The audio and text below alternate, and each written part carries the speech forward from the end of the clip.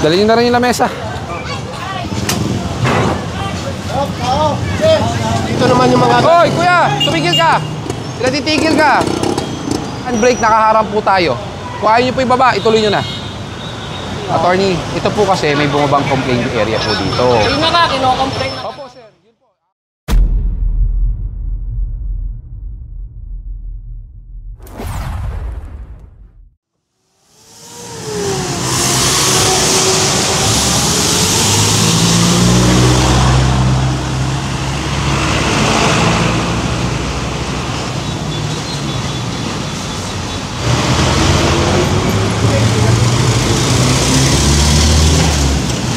Magandang umaga sa inyong lahat. Ngayon ay August 14, 2025 at sa oras na 9:50 ng umaga, nandito ngayon ang Special Operations Group ng MMDA sa pamumuno ni Sir Gabriel dito sa may Pablo Campo. Hello! Ingat! At papunta doon sa South Luzon Expressway, tatawid at papunta ng Onyx. So, another day, another clearing operation. Tara!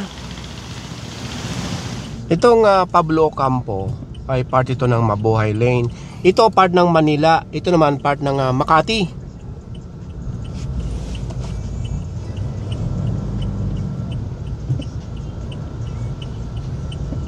Itong gagawing clearing operation ngayong araw ay joint operation ng SOG Strike Force ng MMDA sa kanitong MTPB or lokal lang Manila.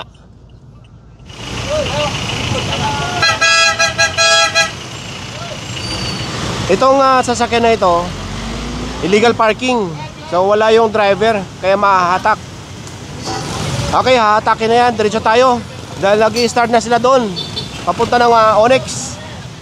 Ito yung part ng Manila. At nasa Sobel Ruas na tayo. Ayan. Hinahatak na o hahatakin na.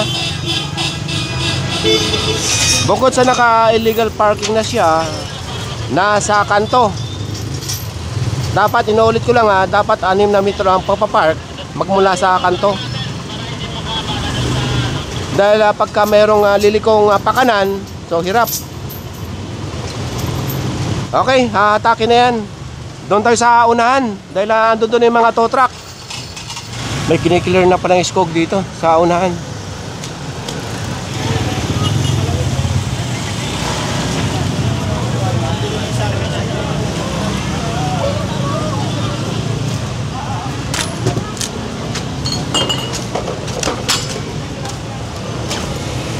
Ito na wala pa.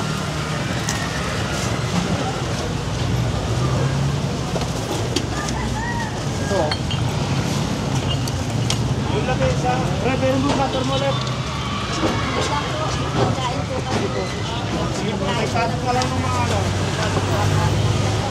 May tolda dito kanina. Sa ilalim ng tolda na natanggal. Ito na yung kailang extension.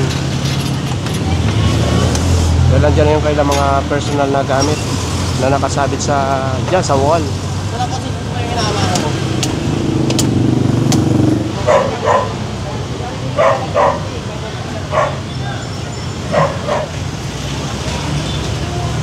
Ito yung lugar ng mga junk shop. Silipin natin ha. Sa oras na 10:15 ng umaga.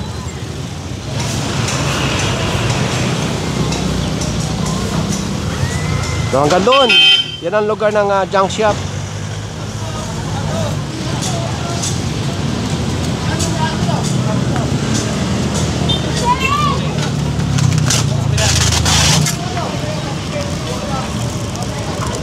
Ito na yung kanto ng Sobel saka ng Onyx.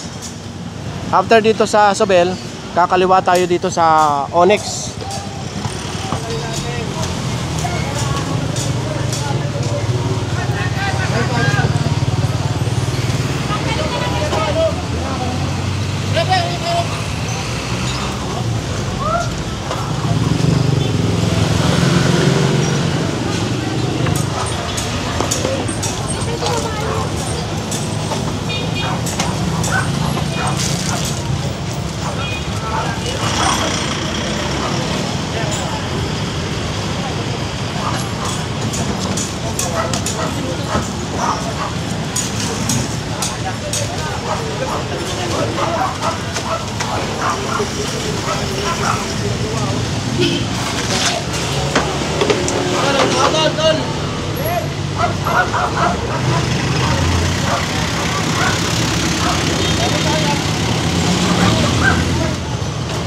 Itong, ano ba ito? Ref?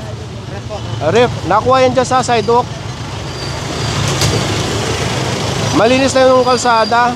Yun nga lang, may mga basura pa. Pero halata na dito sila gumagawa dahil ito yung mga langis. Nagkalat sa kalsada hanggang dito.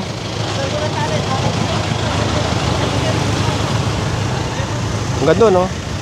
Halatang halata yung mga langis.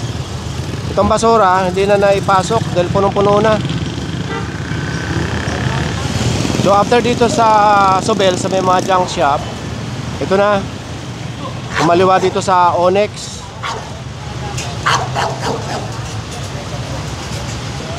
So itong sitwasyon dito sa kanan, ito yung sa kaliwa.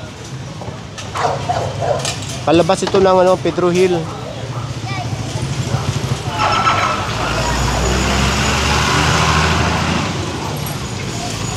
Ito yung kabila. Wala nang sidewalk dito. Nakatampak na lahat.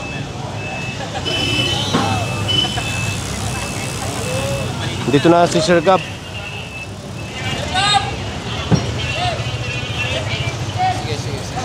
Hi Sir Gab, good morning. Good morning, dada ko. Kamusta ka? Mabuti. Pasensyahan mo na, ako'y galing sa isa pang location. Meeting. Inspection. Inspection. Bagong tasa sir ah. Mukha kang ano, totoy na totoy. Okay daw sa unahan eh. Mangilan-ngilan na lang. Ito lang. Dito.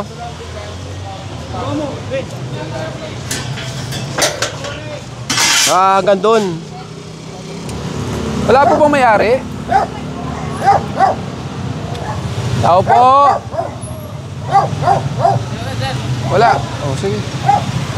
Dito nyo nadalhin. Pag ganon.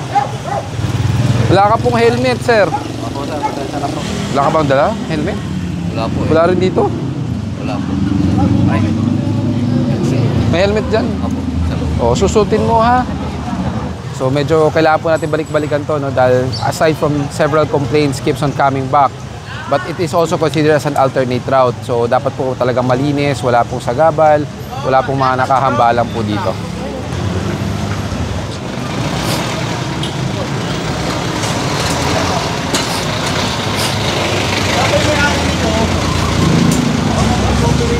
Kunin nyo na yan. Kunin nyo na yan. Up.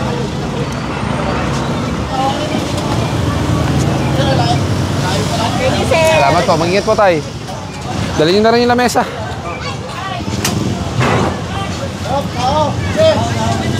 Nasaan ba yung truck natin? Tawid na natin. Tawid na natin.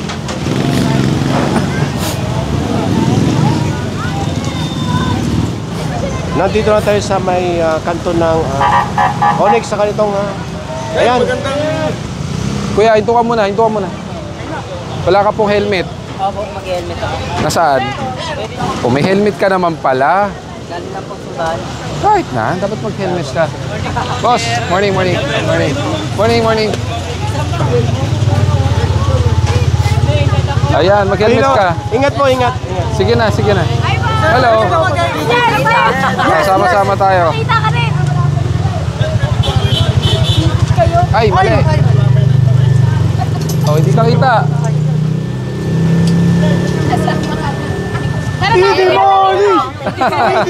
Ingat. Oh, shout out sa inyo. Mag-ingat po kayo palagi. Ano ba? Bicolano. Bicolano vloggers. Ingat po kayo lagi ha. Mabuhay kayo. So ito yung itsura ng Onyx ngayon. Meron nga lang basketballan dito sa gilid. Sa oras na 11:09, nandito na tayo ngayon sa kanton ng Onyx sa kanitong Pedro Hill. Sa kahaba ng Onyx, walang natikitan at nahatak na mga sasakyan. So kumanan dito sa Pedro Hill. Sa oras na 12:20 ng tanghali, nandito ngayon ang team sa may nagtahan at magsasagawa ng follow-up operation dito sa ilalim ng tulay. Dahil nung nakaraang linggo, nagkaroon ng clearing operation dito dahil merong complaint. So andito tayo ngayon sa may Lacson, na kung saan nandito tayo noong nakaraang linggo. Pakialalayan sa traffic light ha, para hindi mabulunan. Umpisahan nyo na. 99, ikaw na. Hello! Hello! Hello! Oo. Sa kabila, meron pa. Nasa kabila, umikot na yung iba. Yung may maninikit. Ito. Mahatak na ito. Mukhang matagal na ito. Pingin dalawa. Dalawang maninikit pa. Mukhang matagal na ito dito. May video na yun ah. May video na yun.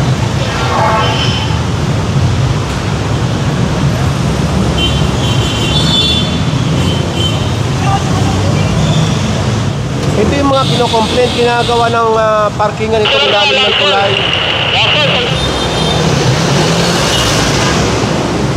Doon din may nakaparada. May nakaparada rin dito. Oh.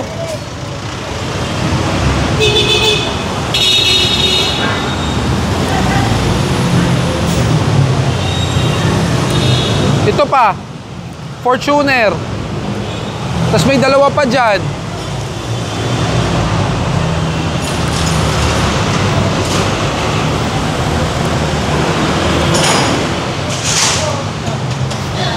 Coding po kasi kaya di ko malabas.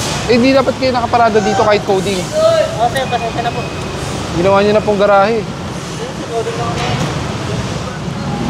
Andiyan na yung driver eh. Sige na. Sir, thank you sir. Sir, thank you. Tikita mo na lang. Teka lang ha, pero may ticket yan, may ticket.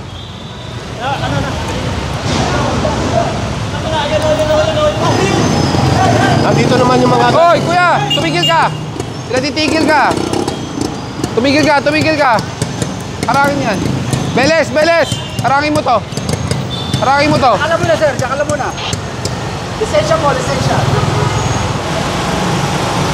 Dami nakaparada. Yung iba may driver. May driver. Nagkalat ang tow truck, kabilaan. Bukod sa mga tow truck na nagkalat na mayroong hinahatak, nagkalat din ng team ng MMDA saka ng MTPB. May handbrake, nakaharang po tayo. Kung ayaw nyo po ibaba, ituloy nyo na.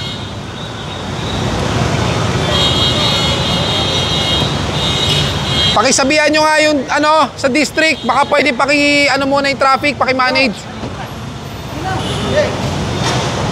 iCar 07, pagtapos na, umalis na dyan. Nagkapagkano po yung ano yan? Hindi ko po masasagot eh, depende po sa kilometro. Papunta sa impounding area po. Oras lang po, 10 minuto na lang. Keke! So, nakipagtulungan yung may-ari na sasakyan.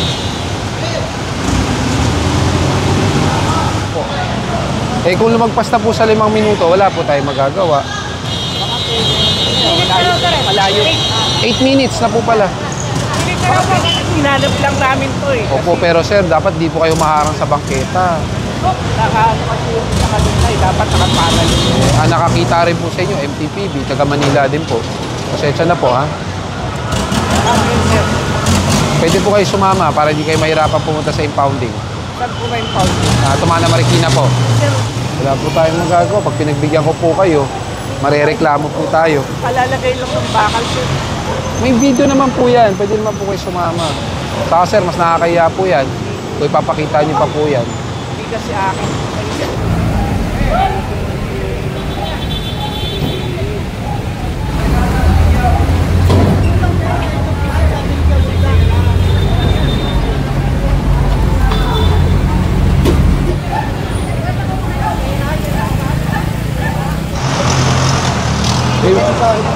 May binabanggit eh, Assistant City Legal. Sino ba yun? Sino ba Assistant City Legal natin?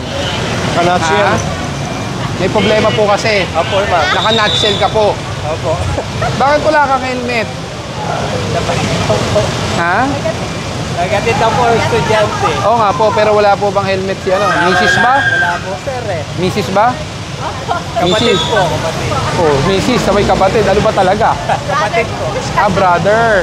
Wala kang helmet talaga, pang motor? Ako, nagalit lang tapos may tinignan. Eh, paano po yan? Matitikitan po kayo.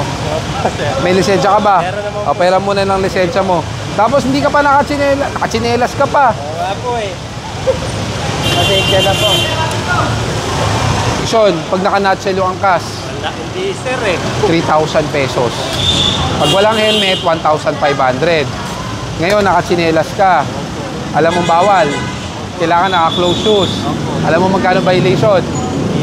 500. So, lumalabas po niyan, 3,500. Alam mo bakit bawal to? Opo. Pang bisikleta kasi to. Oo nga po. Hindi po to pang motor. Ito, ayoko na makikita to, ha? Halika, bibigyan kita helmet. Ay, bus po. Wala, babalik ko sa'yo. Titikitan lang kita. Okay po, Ha? maraming salamat sir. May panikat na ba kayo? Hindi, kasi ang violation niyan dapat 3,500. Kasi naka-nutshell ka, unauthorized helmet. Tapos po 500. Tapos 500 sa sapatos. Eh para mabawas-bawasan naman, imbis na 3,500, 500 na lang dahil sa sapatos. Okay, salamat. Oh, may visor yan, ha. Pwede ka nang hindi mag-shades. Kasya ba? Oh, subukan natin. Halika. Panalangin mo magkasya. Ay, nagkasya. Dapat yan nakalak, ha. O, taas mo konti. Oh, dapat nakalak po lagi yan para sa safety. Okay? Oh. Ma'am, legit yung helmet nyo, may resebo. Resibo ticket. Ah, Apo. Ang sasakyan ko, nakaparado doon. Apo. Yung doon sa ng fire hydrant. Fire hydrant. Yung fire hydrant doon, nakadilaw na. Opo.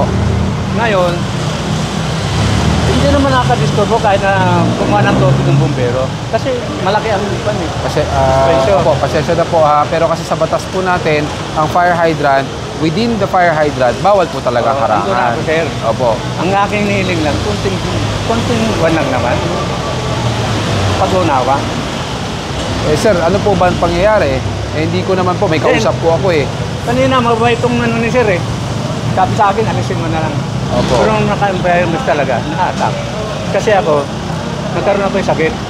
Ano, sa hospital ako. Hindi po ba kayo nakalabas within the 5-minute Wala consideration? pa yung mga anak ko eh. Andun kami. So, hindi po kayo nakalabas? Hindi. So wala po kayo dyan? Wala kami. Ayun lang po kasi problema. Yun Wala nga. po kasi kayo. Kung nariyan po kayo, maaari po kayo matikitan na lang at paalisin na lang po. Ang problema, wala po kasi kayo. Kaya lang sa akin lang sir, ano, baka naman konting ano, hindi naman na. Opo, pero kasi sa batas po natin, ang fire hydrant, bawal po talagang harangan. okay Hindi na. naman, pero hindi kasi po namin alam, pero, siyempre hindi po namin alam kung sino may-ari, ano pong kondisyon. So, hindi po namin malalaman. Hindi naman po namin maipagtatanong po yan sa mga kapitbahay. Kung nariyan po kayo, pwede pong matikitan kahit anak niyo po na lang, kaso wala pong tao. Yun nga po. Kasi yung araw na yun yung paglabas ko sa ospital. Opo, pasensya na po sir, ha? Hospital kasi ako. Opo, naintindihan po namin. Pero siguro po kung kukunin na lang po yung sasakyan, pwede naman po tayo makiusap sa impounding. Mababait naman po yung tao doon. Baka mabigyan po kayo na konting ano po, kahit discount. Hindi sir, baka hindi na lang tikitan, alisin na lang namin pag may Eh, sir, hindi naman po pwedeng laging pag may operation, aalisin lang po natin. Ito, dinadaanin nyo. Pero yung tapat ng polis doon, hindi. Ayan, oh, ang dami nakapagin. Oh. Attorney, ito po kasi may bumabang complaint area po dito. Yun na nga, kinocomplain na Opo sir, yun po. Actionan po namin, sasabihin po namin galing po sa City Legal. Pagpatupad nyo ng bantay yung batas. Sir, pantay naman po. Kasi, yun nga, ang dami. Tampak ko. Sir, wag po, iano po namin. Sa tapat ng Seymour. Sige po, naka-lodge na po yung complaint. Kailangan po i-lodge kasi, ha? Pantay-pantay dapat. Opo. Maano kayo yan? Ano po? Mako-complain din kayo niyan. Sige po, sir. Yes, sir. Opo. Sana. Opo. Thank you. Sige po. Sir, thank you ah.